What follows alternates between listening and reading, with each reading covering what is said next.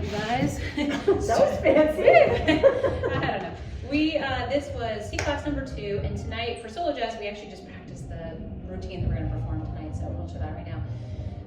But we practiced the stuff that Byron had introduced last week, and he didn't finish teaching all the things he wanted to teach, so we are going to add on based on some of his ideas. Sorry, Byron, we changed a couple things, not because we didn't like it, just because it flowed a little better with class, but anyway, that's what we did. Because of Jillian's back. That too. All right, so first thing we did is we went back to the little mini routine. Maybe we'll do this one back to the Byron taught last week. We did, and we could do this with triple steps or single steps. We're gonna do single steps right now. 1, 2, 3, 4, 5, 6. 1, 2, 3, 4, 5, 6. 1, 2, 3, 4, 5, 6, and 1, 2, 3, 4, 5, 6. Step. We talked about the ending of that. So last week, let's just do the last move. So we did 1, 2, 3, 4, 5, 6, touch, touch, step, touch. Last week, we didn't talk about it so much, but leads on the last part of that count 1, 2, 3, 4, 5, 6, 1. You really have to, on the end of that 6, or towards the end of the 6, you have to transfer your weight really deliberately so that your follow, who has all this momentum going that direction, is going to want to do that step forward. You don't have to do anything weird with your body, like tilt. Some people really like tilting or stepping out too far. All you have to do is have your feet right underneath you as usual and just shift your body weight and bring your partner with you. And then follows are just trying to be responsive to that. Then we did another ending. Maybe we'll show it solo. First it was the walky one. So we did this walk, walk, a quick, quick cross and back. All right, so that one looked like this. We did walk, walk, quick, quick cross and rock, step.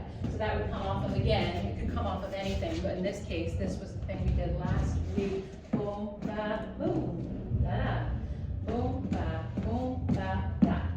So new idea to move forward. And then I believe we started moving backwards with it. So we did this idea here. Boom, ba, ho, a ho, a ho.